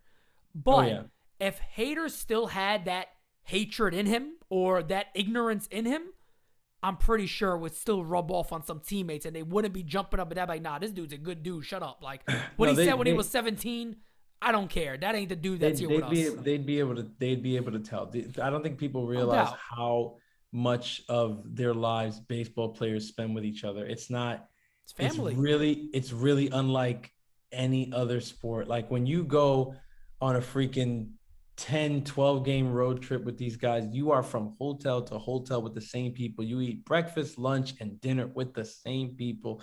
You're going to the ballpark, throwing practice, whatever. Like you're drinking. Yeah, you're with these dudes at their worst, at their best. Exactly. And there's a lot of times, and that's a very important point. There's a lot of times where you guys will go hit a bar after a game or whatever, like it's between the off day. So you guys are going to travel the next day to get to the next series on the road. You'll hit a bar, whatever. People start drinking, they get a little happy or whatever. You start to see people's true colors and stuff. That's right. Trust me, teammates that have been around each other for a couple seasons, they'll know what type of guy these people are. And that's why, like you said, it's very telling that the Dodgers are, deciding to say, yeah, you know what? We want no parts of this guy coming back. It kind of makes you feel like in the time that he's been with them, he's probably been a little bit of a douche. And so when this stuff came out, more than likely, they don't have trouble believing it. And that's why they're already like, oh, well, yeah, we don't want him back. Versus when the hater stuff came out, his teammates were like, nah, that's not the guy we're talking about today or whatever. And the only reason I bring it up again is because I loved how that was able to play out. How, it was loud and whatever, but then it died down or whatever. And the mob got tired and found someone else to go kill. And so they left him alone. But I appreciated that situation. I like the way that the teammates came to his defense. I like the way that it kind of worked out and haters still hater. Like, I appreciated that. I was like, that was good. Because it could have went left. It could have went really left. That's what happens a lot of times. And that's why I was commending Bobby, for what he does, man, because we live in a world where you can't have a different opinion from someone else. Well, for an example, I mean, look at what we already seen Yankee fans think of Aaron Judge. And we talked about that Bobby brought that up. Well, you brought that up, I believe, when it came to talking with Bobby is a personal health decision. Now, however you believe it, that's okay. Like even Bobby said, you want a vaccine, get a vaccine. I don't care. I choose not to, know, and that's at this point, hopefully it'll always be that way because it should. That's his choice to make that decision. But we've seen Yankee fans go after Aaron Judge. These guys claim to love him. I'll do anything. He's the captain. He's the best. He's this. He's that. And then, my God, without even evidence of knowing it, their assumption is because it probably came from one of these guys potentially. Higashioka the other night was just like, I don't want to answer this question because I know what you guys are trying to do.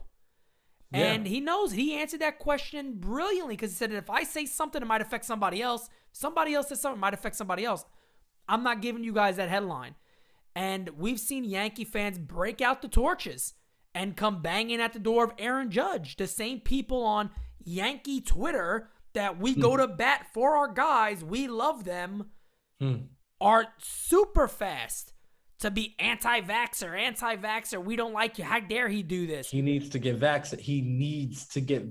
Like, that's why I was saying, I was just like, it's nuts because these are the same people that are like, oh my God, Aaron Judge or whatever. And then all of a sudden it's like, I can't believe he's not vaccinated. It's like, bro, what are we talking about? Like, the guy's a ball player. He's a baseball player. Me personally, listen, I hope that off the field, Aaron Judge is a stand-up guy, cool dude, whatever. But me personally, do I really care? Like, I don't, I don't care. I don't think if he's coming to the stadium and hitting his home run, as long as he's not doing anything immoral outside of the stadium, like, you know what I mean? I don't give a damn. Like, is he vaccinated? I can't sleep until I know if he's vaccinated or not. Then you know what? Stay up, honey. Stay awake. What do you want to do? Like, yeah, what are we doing? Like, why is this a thing? I mean, I know why it's a thing, but I just have to continue asking myself the rhetorical question. Like, why is this a thing in 2021? Like, him, Rizzo, all these guys. We were joking the other day. I know some people are going to get upset about it. We was like, oh, look, we got Rizzo with the New York anti-vaxxers. They're really going to hate that. But it's just like, to me, it's laughable. Look at Keith Law's tweet. Oh, I mean, that's disgusting. I don't care any. That was very ignorant on his part. You see, that's the thing that gets me. When you're along with the mob, you can say whatever you want, disrespectful, bro. Ignorant shit, and nobody goes for you. Look, you know me. I've talked to you about this. You've been following me for a long time. There's a time period there before the election when I was very, very political, and it cost me a lot of followers, and that's understandable, and I get it. And I said, when I bring NYY News back, I'm gonna go. This is what I love to do, so I'm not gonna let overall, because my choice of life is not to be a politician. I don't enjoy talking politics all day because it angers you. You know, you get into a different mindset. Yeah. And I don't want that to be me because baseball is fun to me. It's exciting. I love it. I had something happen in January where I want to create something that I'm hopefully remembered for, that we all are. And, that's something I'm looking forward to do now. But let me be honest about one thing. What you just said is so damn spot on, man. It is so spot on. I have seen people that typically are on the left, and I don't care if you're watching this, a lot of you talk to me, know that you're liberal, and I talk to you every day. Whenever you message me, we never have issues. I have seen some of the worst comments, things in person, coming from people that praise every single day, that welcome into everybody. But they'll be racist, blatantly racist, blatantly racist, or just horribly, feeling that, well, I can get away with saying this, can I? Well, what gave you that right? Well, how do you get away with that? And we're seeing that. Cool, we're seeing that all the time. We're seeing that with everything we're watching. So, yeah, man, I congratulate Bobby for what he does. Facts. And it's even more cool that he's a Yankee fan, so we could chat Yankee baseball. Exactly, it's an added bonus. It's an added bonus. All you authentically real Yankee fan, we're gonna find you and hopefully have you on the pod. Yeah, facts, of course. If you're bringing something, I mean, it also doesn't help if you bring a little something to the table. A little success. You know what I'm saying? We all building together, man. Yep. We're all building together. So be you, be authentic. It works. Look at Bobby. Look at pages do really well. Of course. And look at another guy. I didn't know about him. I didn't know, I didn't find him on my own. I found him because somebody sent me one of his videos. Yeah. And went down the rabbit hole and I was like, oh, this is hilarious. Yeah, he is he's a funny dude. And let me tell you, I don't agree. There's some video, whatever, it'll be a joke about an opinion that I don't necessarily even agree with.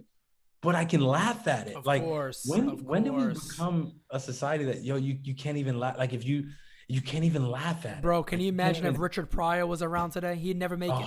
So how sad is that somebody as great as a guy like Richard Pryor, he's one of the greatest of all time, and he wouldn't have been around. He wouldn't have been able to. It wouldn't work today. He wouldn't have been able to. And that's why you get a guy like Dave Chappelle, and it's and they've tried to cancel him several times. He can't be canceled yet. But it's he's.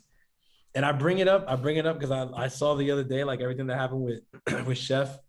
Yeah. Because of the Rizzo tweet. Yes. I was just going to say, I wanted to, commend Sheffield too, because he goes through that mess. Yeah. And I think he handled it gracefully. Obviously Marley did not. But it was a joke. And when I say Marley did not, don't misunderstand me. I'm saying when she blocked him, that I woke up. I don't know if that was today. That was this morning, I believe. It was today. I believe it was when today. I woke up and saw that he tweeted out that she blocked him. I was just that's too much. Why are you playing into this? This is my whole thing. And it's don't play into the mob, bro. Just be you. If you saw the tweet and you thought it was funny, then it's funny. It was funny. So how do you judge somebody off of somebody this whole thing of, you can't make a fat joke about somebody who's fat, fat shaming and whatever. When I was growing up, it was a normal thing. I'm not even going to get into it because then you're going to have the anti-bullying. No, they can say whatever they want. Look, let me tell you guys something real quick. The greatest thing in my life that happened to me, I'll tell you right now. I told you this. A lot of people don't believe it. Trust me. Felix known me my whole life. You can ask Felix. Your boy was a fat ass. Complete fat ass. I'll say it. You know why? Because I've been there and I've done that and I can. So I was pushing 297, okay? My brother Michael used to be on me all the time. Michael, you're fat, you're fat, you're fat, you're fat. You need to lose weight. You need to lose weight. You're bad for your health, bad for your health. Going up the stairs one day to my grandfather's apartment when my grandfather's alive, God rest his soul. Walking up the steps, I got to past the second flight of stairs. My arms on the handlebar, can't breathe. My brother Michael looked at me and goes, you're 17. You should be ashamed of yourself. That's all he told me. Now, people could sit there and be like, oh, that's mean. That's right. Guess what I decided that day? My ass is going to lose weight because it's not comfortable. It doesn't feel good. It's not healthy. However we want to lie to ourselves and say that Lizzo is some healthy queen, she's not. I'm going to keep it real with you guys. Be mad at me all you want. She's not no healthy queen. There's nothing wrong with being comfortable with who you are. That's okay. But don't come out and be like, we want to glorify how this person looks, because that you shouldn't do. In every situation, you shouldn't just glorify looks, whether they're pretty or not. You shouldn't. Or however you see that. That's an eye to beholder, however you see that. Exactly. But one of the things going through a pandemic, it's shocking to me that nobody talks about health. Nobody talks about obesity in America. They're telling you get a vaccine, it will give you some greasy ass fries. Nobody talks about how you build your immune system. That's just confusing. That's what I'm saying. It's hilarious. But you're spreading misinformation if you say stuff like that. Yeah, it's like, oh, you're not worried about your health. You're not worried about protecting the health of others around you because you don't want to get vaccinated. And that same person will like go and like retweet a famous celebrity, because it's not just Lizzo. There's a bunch. A famous celebrity who may be overweight, like stuffing their face on something that's probably unhealthy. And it's like, I don't like, is it okay because like they're a celebrity, or like you don't really care about their health, or but you claim to care about everyone's health, and like, oh, it's not as serious because it's not a virus. I mean, obesity is a disease. I've been told several times that's not a disease, right? I mean, hey, to each his own. My thing with the chef point was it was a freaking joke. Okay. Right. I thought no harm, no foul. I doubt Lizzo saw the joke. I doubt Lizzo would even care if she saw the joke. Lizzo wouldn't care. You don't think Lizzo, if Lizzo types her name in, you don't think she's going to see all comments? I mean, at the end of the day, sometimes it's people being assholes, and I get that. Yeah. There are assholes out there, but you got to look at how it was done. Chef wasn't meaning it in a harmful way. Chef was obviously joking around. He said it in our thing. I actually like Lizzo. You know what I mean? I got obviously nothing against Lizzo. I joked around him. He got a date with her.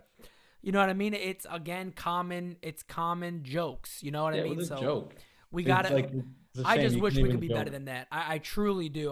When you label everything as negative or insulting and all that, you have no comedy no more. There's nothing to laugh at anymore. There's nothing to laugh at. It's true. It's a shame. I think Marley, she retweeted or quote tweeted the thing, and then, who knows, ESPN or whoever was, you got to take that down. You unfollow this kid or whatever. Who knows? But it's just like probably you have to do that to keep your job. Like you because you work for a certain place, you can't laugh at a joke. You're not allowed like, to. Imagine not being able to laugh at a joke publicly because you work like in a specific, like, I don't know. I mean, I could talk about this for hours or whatever. I don't want to make the podcast. I could talk about it all day. I know even our interview was like a little political, my questions, whatever. But here's the reason. The reason is because they're bringing it into baseball. Exactly. It infiltrated sports. Right. I don't want to talk about, again, I'll reiterate it to you guys. I don't want to talk about whether or not Aaron Judge is vaccinated. Right. You guys want to talk about it. That's correct. That's right. That's why I'm forced to ask like the question about how people feel about it, because clearly it's a thing. But I want you guys to know I don't care. And the thing is too, it's kind of like, it's not, the problem is too that we talk about it because it's not only the fans talking about it. You got reporters asking them about it. Have you been vaccinated? None of your damn business. One. And then it's like they do that, and the first thing they tweet is immediately, look what their like reaction was. They put it in quotes, and people like Lindsay Adler are like, well, look at my mask all over my face everywhere I go. This person's not vaccinated. It's like they put it out there to let you see it. So then you comment like, oh, yes, good. Go at him. And that's the thing. You see Keith Law do the same thing and all that. And it's like, yeah, guys, can we just talk about is Anthony Rizzo going to get this question? Everybody's going to hate him after a week? What bothers me is they're not afraid to ask the players shit like that. But then you'll get Aaron Boone in front of you. You'll get Brian Cashman in front of you. You'll get Hal Steinbrenner hiding under a rock somewhere. And all of a sudden, nobody knows how to ask a question anymore. Like, so you'll ask Aaron Judge if he's been vaccinated till he's blue in the face, but you're not going to question Aaron Boone or Brian Cash. You're not going to question Cashman when he says, oh yeah, I mean, we were willing to go over the luxury tax. So nobody in the room immediately thought about Luis Cessa. Right. Nobody in the room thought about that trade. Nobody thought to ask that question. I don't understand that. That's a great point again, and we talked about that a little bit. That is the stupidest thing in the world. I mean, that's Cessa gave up the lead tonight, but it was the ghost runner. Yeah. Cincinnati's playing the Mets here in Queens, and he gave up the lead. Javi hit a bomb. And one other Met I'm happy you brought that up because I was seeing it here. Brandon Drury is putting on a show. Oh yes, he got the hit. And let me tell you guys something. I'm not taking back anything I said about Brandon Drury. He gets a start. He stays healthy. Your boy can hit. I still hold it to this day. I'm telling you, he's going to prove me right at some point. He's proving me right now, but I want to see it for a full year. Brandon Drury's a good ball player. Without injuries, then he had with the Yankees, all the vision problems, didn't he? Yeah, it was weird. Like, It was like really it was like some really scary stuff. I think it's like, kind of like his what, vision was blurry. Yeah, like what Clint is going through almost, where it was like That's what scares me with like Clint. vertigo problems. That's what scares me with Clint is because I remember jury stuff starting like that, and then it was just like, yeah, nah, it's like over. I was like, what the hell happened to this guy? Yeah, and he just went away, and it was like, damn. Yeah. And now, hopefully, if he gets it together, Brandon Drury's a good ball player. I don't care. I'll put my hands on fire for that one. I think Brandon Drury could definitely get it going. I mean, he's looked decent. I mean, listen, I think it's very hard for like anybody who's like a Yankee fan to kind of talk down about like guys like that when we, regularly put guys like Tyler Wade out there. So right, I mean, yeah. How are we gonna? You know what I mean? Like, how are we gonna like really like? Nah, bro. It was like, I was like, yeah, look, former Yankee Brandon Drury walks it off against former Yankee Luis Sessa, who didn't have to be traded apparently because Hal was willing to go over the luxury tax. All right. And I know some of you out there are gonna say, oh, but why go over like just a couple million? Like, he probably would have went over if it would have been like to blow through it. He wasn't gonna go over for just a couple million or what. You know that the fine is the same.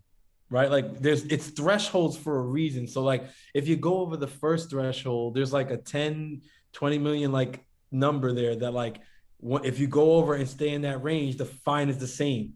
And then the next threshold is like 250 or something like that. You know what my thing is about it though? It doesn't even go that far. The fact of the matter is it bothers me because it's obvious you lied. Yeah. That's what gets me. Yeah. Because you wouldn't have made that move if that wasn't the case, Cash. No way. See, that would have been me. Yeah. Mr. Simonetti, you wouldn't have made the move, Cash. That's what I was saying. You wouldn't have made the move. Can you please mute him? Can you mute him, please? They're dragging me. My arms. Please kick him out. Please kick him out of the Zoom room. Can you please kick him out of the Zoom room? And then Simonetti joins back with a fake mustache, Bobby Valentine. Yeah, Bobby Valentine. You wouldn't have made the move, Cash. Comes back in the room. He says, "Yeah, we have a question from Simon Eddie." Eddie Simon. Eddie Simon. That really sounds like the guy we just kicked out. No, we swear it's not him. No, it's first name Eddie. Made the move. Eddie, last name Simon. Eddie Simon. Go ahead. Sessa, baby. Sessa. And Brian Cash was there. Somebody please just close the laptop. Just close the laptop. I still remember the day. I give Sweeney Murdy all the credit. Sweeney went in that day. Cashman got hot. He goes into every meeting saying, "I'm protected. Ain't nobody saying shit to me." Sweeney was like, "Not today, baby. I'm putting you on the spot." Sweeney got. But I think, hey, that's where media flourishes. Like, of course, and sports media. That's where sports media is gonna like. People get upset all the time, and they're like, "Oh, like why do people ask like some of these stupid questions or whatever?" And it's like it's true. There's a lot of people. There's a lot of guys, guys and women out there asking very stupid questions but I think a lot of it, like not to shoot them some bail. I think a lot of it has to do with the fact that their hands are tied a lot of times and they can't really ask certain things or whatever. But it's like, like there's got to be something we could do. Like, what if all media just ganged up with each other and said like, no, we're gonna act what the hell we want, and if they want to kick us out, they're gonna kick us all out. Then they're just gonna lose all the press. Sometimes that's how you got to do things. Sometimes that's how you got to do things. Unfortunately, is that you do got to get people that stand strong together and do it. But you're right what you just said, because if you think about it. This whole year, you had nothing but chances to do that. Nothing but chances. Yeah. That's why I always say like Brian Hoke. As much as I like Brian Hoke, I chat with Brian Hoke a lot.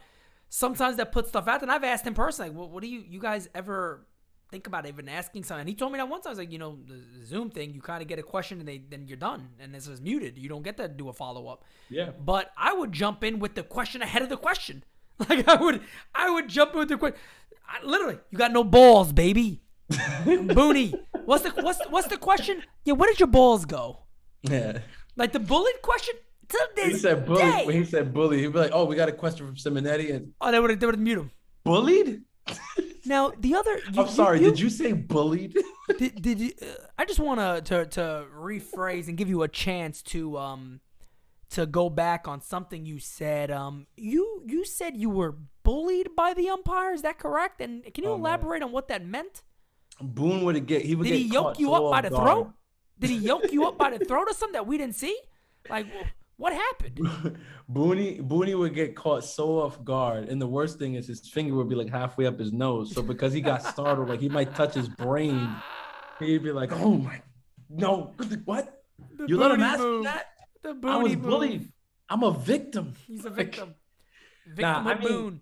my thing is, it's crazy. Yeah, out of all people, Michael K called this like last year, early in the pandemic, like when everything like started happening and they were bringing sports back, but they immediately were like, media won't be allowed. And Michael K said, he's like, this is very bad for the media. He's like, they will never let the media back in. No, probably Even not. when things go back to normal, they're never gonna let you back in because they always wanted to have this much control of it, and now they're gonna have it. And you know what? He wasn't wrong. I'm No. looking at it in 2021, the way things have played out, this whole Zoom room shit, like they love it. And the quality of it, the quality of it and the value is terrible. Like I'm sorry. Horrible. I hate looking at those Zoom transmitted Aaron Boone conference with the players, the audio's crappy sometimes. And I'm just like, what are we doing? Like, this is the New York Yankees. What's going on? Anybody here? can jump on Zoom. Exactly. You know what I mean? I'm like, I want to do stuff that you guys can't. I don't want to be able to do things you guys could do so easily. It's like, the Yankees, bro. Like, I'm supposed to see, I'm supposed to see Aaron Boone sweating in high def. Yeah. I can't even tell if he's sweating or not half the time. He should be sweating. Most of the season, he should have been sweating, but I couldn't tell. Right. It was Zoom. What a blessing for him. And let's jump right into it's been an absolute blessing, this deadline for him. You talk about getting a lifeline. My God. So we know about Gallo. We know about Rizzo. Let's talk about Andrew Heaney a little bit. And I know you were talking with a good friend of our show, Tyler, sports talker, who's on here a lot, but his name is Tyler. Matter of fact, let me do a proper shout out for Tyler real quick. I know we DM each other a lot. It is at sports_talker1. And Tyler did a lot of good things. I think you retweeted him. So I don't know if you got that tweet in front of you, but I can pull it up if you don't have it. Give me a second. Whoever gets there first kind of thing. Okay, let's see. I thought it was like one of the most recent ones you tweeted out.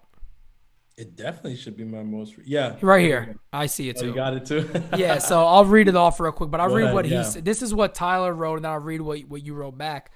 The Yankees trading for Andrew Heaney in 2021 is equivalent to them trading for Lance Lynn in 2018. Go ahead and compare their xERA, FIP, xFIP. At the time that Cashman traded for them, there's a reason Cashman has liked Heaney for years, and we can see the best of him coming up. You retweeted that. It's a great insight here by Tyler, as always. Lots of similarities. I must say I did not notice in his stats before you pointed this out. Hope he pans out. # squad up. So that's interesting to know. Do you want to elaborate a little more on that? Yeah, I looked. Tyler, he actually DM'd me and was like, hey, if I guess he was like watching the lives, and he was like, hey, like, for the guys in the chat, who don't really like know, I just tweeted out something. It might be interesting. So I went to the tweet, and when I saw it, I was like, interesting. So I went like to Fangraphs, and I was like, let me take a look, because all the information is there. That's what I keep telling people. Do your Googles. It's all out there. And he's not bullshitting. He's not bullshitting. The xERA, the FIP, the xFIP, all that stuff it's really fucking similar. Lance Lynn in 2018 to what we're getting from Andrew Heaney right now. And I don't know, like Tyler's like really high on it. He thinks he's gonna like pan out because he's like, these numbers, it's true. Like this, and this is where analytics are really good. And this is why I say, like, I'm not completely against it. Because when you can look at things like this, now you kind of get into the mind of Brian Cashman, right? Yep. When the Heaney deal came through, originally, he wasn't on my radar. I didn't know he was on anyone's radar. And so I was like, oh, okay, like we got an arm. We need an arm. We need innings eaters. That's what I thought. I was like, oh, he's probably just going to be an innings eater. That's what we need. Now, when Tyler points this out and I go look at it, I'm like, I don't know about just innings eater. They probably have way bigger plans for this guy. Looking at what Lance Lynn has done this year, they probably went and said, hey, let's find a guy with similar peripherals to what Lynn was doing a couple years back and see if we can get the same production in a year or two. And it's like, I'm down. Let's see. Or like we might be able to get this a year or two, like I'm saying, a month or two, whatever. But the advanced analytics, those peripheral stats help you to kind of see that and get into the mind of the GM when they make moves like that. So shouts out to Tyler. That definitely, great insight, nice deep dive there, looking into that. Yeah, And I'm excited. Now I'm super excited to see Heaney start. I'm excited for him. I'm excited for him to see. One of the things I'm a little concerned about, and again, I guess we can take this with a grain of salt, however we want to, but I have a close friend of mine. I'm not going to say who the person is, because they sent me a tweet, or not a tweet. I'm sorry, a message, basically like on their phone. This person is connected to obviously a lot of people. If I told you who he was, you would probably understand why. But he went back and forth with somebody who worked for the Angels for over 10 years and still works with the Angels. He said the only thing about him that worries him about Heaney is he does not believe his personality or he has what it takes, as he said, to handle pitching in New York. So we'll see. We'll see. Now that's only one little thing. We don't know we don't know who the real person is. But I did get a message on that today, just saying that they don't necessarily feel he has basically the balls or the guts to be able to pitch in the big games that it may take in New York, if he even gets those, or just pitching at that level. We'll see. We'll see. You never know. We've seen it wouldn't be the first time, and I think as fans, that's something that we just have to kind of understand as Yankees fans, that it's not always going to work out, for guys coming to the Yankees. And I think that's why we applaud, guys like Rizzo when they come here and just start freaking producing, because we know how hard it is. Like, to come here, put on a Yankee jersey and just, go out there and like, I'm a Yankee now. Like that's not easy. So, Randy Johnson couldn't do it over here. Like Randy Johnson, he's a freaking legend. Great. Bro. Like, he went on and even after that, even older, he went to San Francisco and did well. I mean, I think he pitched a no-hitter, didn't he, again after that? I think he did. I think he did. I think he did. I think if he did, I don't remember, but I'm pretty sure like towards like even more towards the end of his career, he actually pitched a no-hitter for I think the Giants or Arizona again. Dang. This is gonna eat at me. Let me see. Me too. I want to look this up real quick. Okay. On May 18, 2004, he became the oldest pitcher in Major League history to throw a perfect game? Yeah, with the Giants, right? Or am I nuts? Whoa. A perfect game? Hey, I got to look into this. I'm telling you, I'm pretty sure.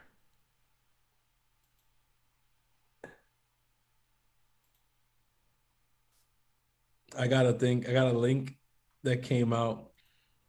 There it goes. Where he said that Bumgarner's 7. No, it was back with Arizona. I knew it was either one of those teams. Yeah, right here. Randy Johnson in 2008 threw his second career no-hitter. A perfect game, actually. Perfect game. 08. Nuts. Oh, no, maybe that wasn't 08. 2004. 2004. Yeah. Yeah, the picture. It says pictured in 2008. Okay. So, yeah. Yeah, no, Randy that was back with Arizona. Yeah, he had a lot in the tank. It just didn't translate here in New York, and it sucked for us, but hey, that, like I said, it wouldn't be the first time. So I'm rooting for Heaney. I'm rooting for him. I hope, he rises to this occasion out here. Yeah, definitely. Because, like I told Tyler, if we get, something similar to what Lynn has been able to, sign me up 7 days a week, bro. If he does what Lynn did with the Yankees, people shit on Lynn for what he did with the Yankees. He was actually good.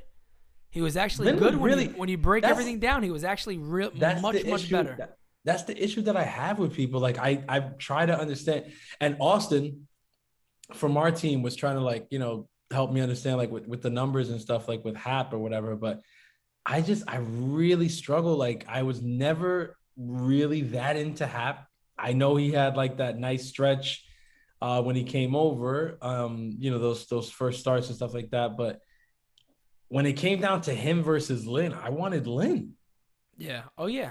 I mean that to me made too much sense.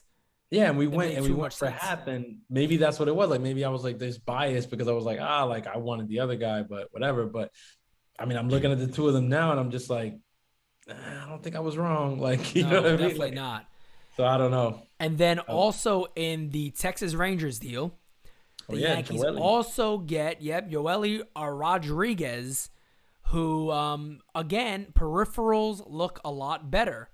So on the year, you immediately look at the 5.93 ERA. See 27 innings, 32 hits, and 12 walks, 30 strikeouts. So he has more than the strikeout an inning.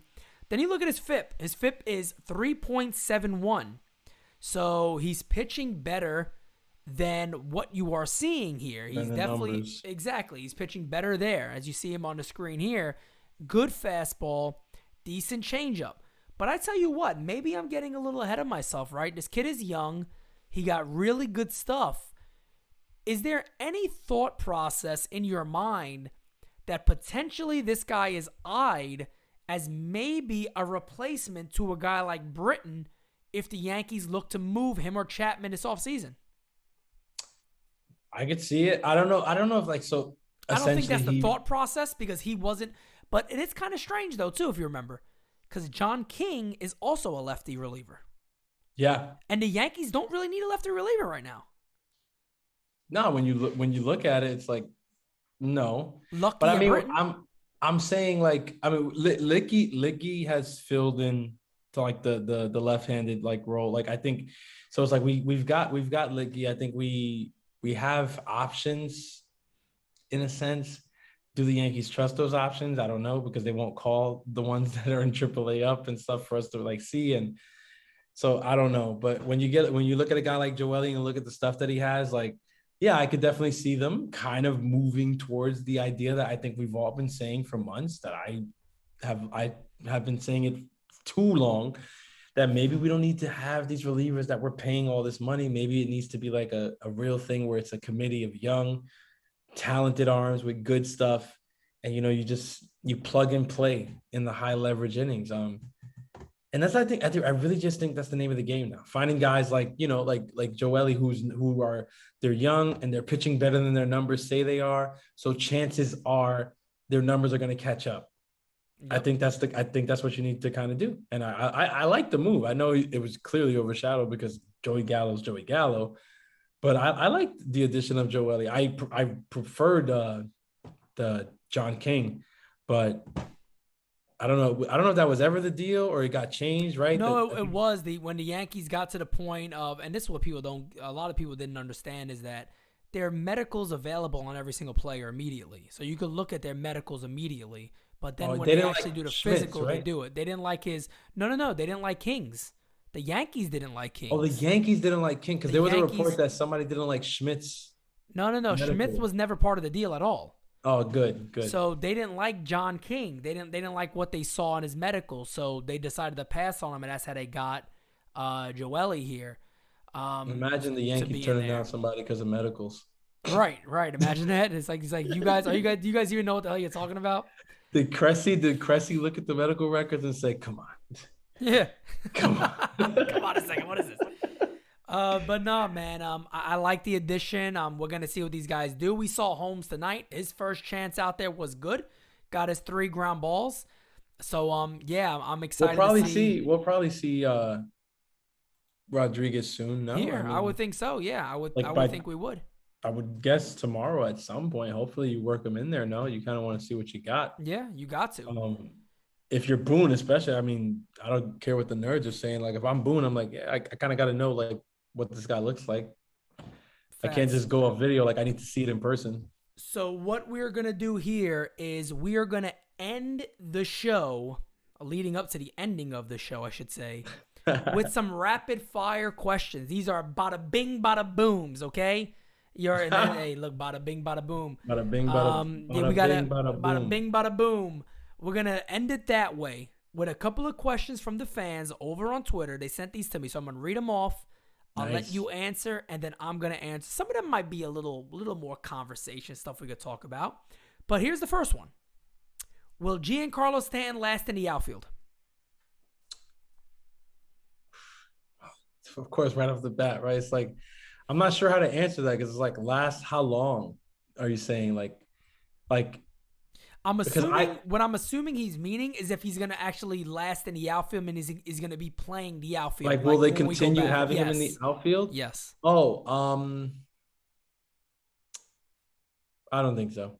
I don't think so. Okay. I don't know if you want me to elaborate on that, but yeah, I don't think so. My answer to that one is no, until Voit comes back. And then I do think they will try to get them all in the same lineup because you have to be stupid not to. True, right? You got to DH, probably like, share the DH when Voit comes back because Rizzo is Rizzo. But I just feel like, look at how, they were saying it like all year, and it's just like, look at how long it took for them to get him in the outfield. It's like, So yeah, I'd love to be proven wrong. Because I think like you'd be crazy to like just leave Voit rotting on the bench. Like, you didn't trade him. Like, he's got to get at bats. So like, let's figure it out. Let's share the wealth here. Like, we got to share it. If Stanton has to play, some innings in the outfield so that you can get Voit at the DH for a little, then it is what it is. I agree 100%. And then the last one, because it's only the last one because most of the questions are the same. So all the DMs I got are the same, and then all the comments, the last like 4 of them in a row are actually the same. So this is actually the last one. Cool. 5 years, $90 million deal, fair for Rizzo if he does well the rest of the season or the Yankees let him go. Turned down 5 years, $70 million from the Cubs early in the year. Obviously very early, but he might be a keeper. Hopefully he likes New York. I'll have a spoiler alert, and I could just jump in and say this one. 5 years, 90 is more than okay. I'd even do 5 years, 100. To be honest, I'm okay with that too. Do I think, if you're going from the Cubs and you love the Cubs, somebody said, well, he's gonna just, do whatever, and then he's going to re-sign with the Cubs. No, he's not. Why would the Cubs re-sign him? That would make no damn sense at all, unless somehow his market collapsed and he's like, oh, let me return home for a year. There's no evidence of that being anywhere close to happening already with the year he's having, and now to start with the Yanks. I don't think this guy goes anywhere. I think this guy's a Yankee, no doubt about it. And it has nothing to do with the first 2 games. I think I said it the first day, before he even played the game when we were on the chat. I was like, yeah, I'm pretty sure you get this guy knowing you're bringing this guy back. The Yankees need a first baseman like this. They always win championships with really good first basemen that on both sides of the ball, and that's what Anthony Rizzo is. I'll tell you like this. I think so people are going to the offer that was made at the beginning of this year, yes, right? Correct. For 5 years, 70. 570. But I think you got to remember that the 5 year 70 would have been including, like, would have been like starting this season. I think this season would have been year 1. So after this season, I think 4 years could probably get it done. And if I could see so basically what I'm saying is I think I could see the Yankees starting at like 4 years, 80, just to see if he'll bite on that.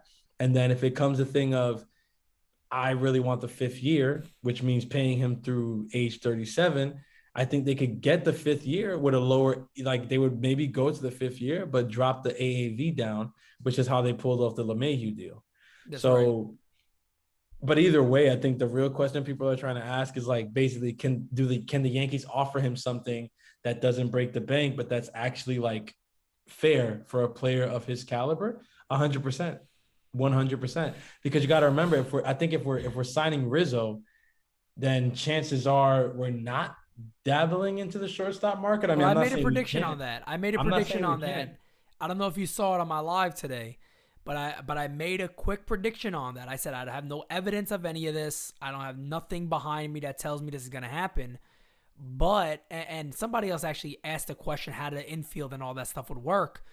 I said I could potentially see the Yankees re-signing Rizzo, but then they go for the shortstop, possibly 2, maybe 3 year deal to get Volpe ready for that position in Brandon Crawford. Just, you already got that Cole connection. So somebody was like, oh, he won't cut his hair. I'm like, his hair is not down to his back. You can wear your hair up to your neck. The Yankees. Cole has hair. Yeah, Cole has hair in the same spot basically. Cole's hair is like it's a little bit shorter than Brandon Crawford's. Like, yeah, if Crawford cut his hair, if he had to cut his hair, he'd have to cut off maybe like an inch. Yeah, for real. I'm like, but like, why do people? Who cares what salon he goes to? Why do fans they always make it like into this guy won't shave his beard to be a Yankee? You have no idea what these players would do to be a Yankee. Shut up. Like, right. Like, yeah, you know that. Yeah, you talk to him. You ask him. I'll never cut my hair. You never cut your hair to be a part of the greatest franchise in sports history. Right. And on top of that, yeah, here's $20 million a year. Yeah. Unless you grew up a Red Sox fan, or some shit like that. Like I see a guy growing up a Red Sox fan and saying, "I'll never shave my hair to play for the Yankees." I might believe it from that guy, but not B. Craw. Like B. First of all, the relationship with Cole or whatever, like they're literally family. Yeah, you know how big that would be. You know how big that would be, like the two of them in New York. And Crawford's not no slouch. No slouch. Man, he's great. Great defensively, having a big offensive season. And he has his injury shares and things like that. But the good thing is, who's a better option for a few years until Anthony Volpe's ready? He's actually, I'm saying he's actually the perfect option on a short deal. Of course, because nobody else is signing that. And you don't expect him to. Even on a short deal, his average annual value is not going to be ridiculously high at all. No, not at all. It's not going to be. It's not going to be high. I guess the whole question for him then comes down to, do you want to play the remaining years of your career with San Francisco? I mean, that's the only question, right? It's the same thing with Buster Posey. Because you'd have to. I think to me, that's the tricky thing. That's the tricky thing. You have to figure like where he stands on that. Like, is it, I'm going to stay here in San Francisco? I like what we're building here. We got a shot, because he wouldn't be wrong. They could very well, like if they ran it back with the team they have this year, the team performed pretty freaking well. Right. So I could definitely see San Fran saying, hey, you know what? Let's run it back, get Crawford on a short-term deal the same way we're thinking, and then trying to use that money elsewhere. Yeah. But if they decide, let's go for one of the younger, shinier upgrades, I wouldn't mind taking a flyer on B. Craw. Well, if you think about it, I mean, if you're him, you're not going to go to the Royals. You're not going to go to a team that has no shot at that point. If your option is, hey, your agent calls you, hey, the Yankees are interested. Yeah, what's good? Let's do it immediately. Like whatever it is, send it over. Let's go. Talk. Because why would I want to go anywhere else at that point than a team that's guaranteeing me, one, a spot, and two, a very good chance of a World Series, and three, I don't know what the relationship was with his brother-in-law, but at the All-Star game, they were all together the whole time, basically. They were together for a lot of it. And, I mean, at the end of the day, that's big. Together. And the wives were sitting with each other and the kids and everything. They're family, man. Family, yeah. That's right. I'd love it. And you got to keep, Cole is Cole, bro. Like, I think, you got to keep him happy. He gets it's like I was telling the fans the other day with the personal catcher thing. It's like it or not, bro. He's Garrett freaking Cole. That's right. He's the ace. Keep him happy. I think if Cole puts in a call and says, hey, B. Craw is still out there. I've been talking to him. He says he'd possibly be interested in a, union here in New York. Why don't you guys take a look? Nothing against Glaber, because you know how Cole is. I don't think he's gonna shoot down Glaber, but right. I just think it's a thing. And I think here's my thing, and I'll leave it at this, guys. We've been saying this for months. We need to get flexible. That's it. Like the Yankees, we need to get flexible. We need to have, a deeper lineup. We need to have our options. So getting a shortstop doesn't necessarily preclude Gleyber Torres from ever playing shortstop. Injuries happen, moves happen. That's not what we're saying. But the Yankees need to become more flexible. I think that's what we realized this year. This team wasn't as deep as people thought, and they're definitely weren't as athletic or flexible as people thought. Now we're getting there. Like, we got the lefties to balance out the lineup. We can do a lot of things this winter. But B. Craw wouldn't be one that I get mad at. Not at all. And then the crazy thing for all that is, too, that I was thinking about is, it really gives Brian Cashman some fun chips to play with to get a starter. You could trade Giovanni Urshela, who I don't care what anybody says. Many teams will line up for Gio. Many teams will line up. He's controllable. He's excellent. You also got Luke Voigt, and you have Glaber potentially. I saw so many tweets today with the idea of what Rizzo's doing and people liking having that lefty first baseman that plays great defense and knowing what that means to this club, saying that Glaber is the odd man out on a new constructed infield. And I'm like, I don't know about that, because I do want to give Glaber credit for one thing. His defense has greatly improved that shortstop. Oh, hell yeah. He made a play today. He made a play game one last night that I was just like... Even today, he went in the hole, made a backhand, and threw a bullet to first base. And I watched, I'm like... And I tweeted the media, I was like, man, Glaber's... And then he made a boneheaded play in the ninth inning. But that's kind of who Glaber is, isn't it? You love him for a second, then you're like, man, Glaber, come on, you're such a damn... But you got to remember, it's progress. Because before, it used to be like 3 boneheaded plays and then the 1 good throw. Right. Facts. He's making progress. So all is well right now in Yankee land, man. The Italian Yankees are 2-0. I'm excited about them. Do we go? We don't go home yet, do we? So what is this? The 3 against the Marlins, and then I think the next series is against Baltimore. Is that I at think home? we're in, No, that's not Camden Yards. I Or thought is we were it? in Baltimore. I could be wrong. Let's find out real It's quick happened before we jump off here because Oh no, we're home. We're going home. We Monday. are home. Monday we're home. Monday we're home. So my prediction is Joey Gallo's first home run actually comes at home. I gotta go to one of those games. Maybe Tuesday. Monday night I'm busy. I think I'll go to Tuesday. Yeah, we're home actually for the next 7 because A lot. it's 3. Yeah, you're right. It's 3 against the Orioles. And then 4 And versus it's the Mariners. 4 against Seattle. Yeah, so even when I predicted like that split, that possible split against Seattle, I don't know, man. We're at home. The fans are gonna be there's gonna be a crowd out there. We got the Italians. I'm telling you, with the Italian Yankees, you're gonna see some Italian flags out there. Watch, I'm telling you. You're gonna see some Italian flags out there. But let me tell you one thing. I don't know. We said 10-3. I don't know, man. I don't know. I think it's gonna be better than that. It could be. It could be. That's what I was trying to say. I was trying to say, listen, 10-3 is like, that would be really good in my eyes. Gotta take it easy. But that's not the cap. We don't know. The Italians, they take it easy. They make it. I mean, these first 2 games, they're making a couple offers to teams that doesn't look like they could refuse. They should, if they ever do that, like the entire fan base just sings it in the stadium, man. That would be classic. Dude, that would be classic. Did you see they DFA'd Romano though? I saw that today. I know, Big Sal, but don't worry. I think they're gonna bring him back to AAA. I said, what are you doing? You can't. I think Sal's gonna come with us. Maybe not Sally. Not good old Sally boy. He not makes the Sally. He probably makes the best rigatoni you'll ever have in your life. We needed the space, I think, but I hope Sally comes back. It could be that. He looked all right, but I think we needed the space. Whatever. Well, Big Sal. Well, fam, like it always is at this time, another episode is in the books of the one, the only Designated Spittaz. We keep it real for you guys. That's what we do at this channel. NY News is all about that. You guys already know. And Francis? You already know. The next episode is the best episode. Facts. All right, guys. Thank you. Appreciate it. Remember, like, share, comment, follow, all those good things that continue to help us out. And we will talk to you guys next time. Talk to you guys soon.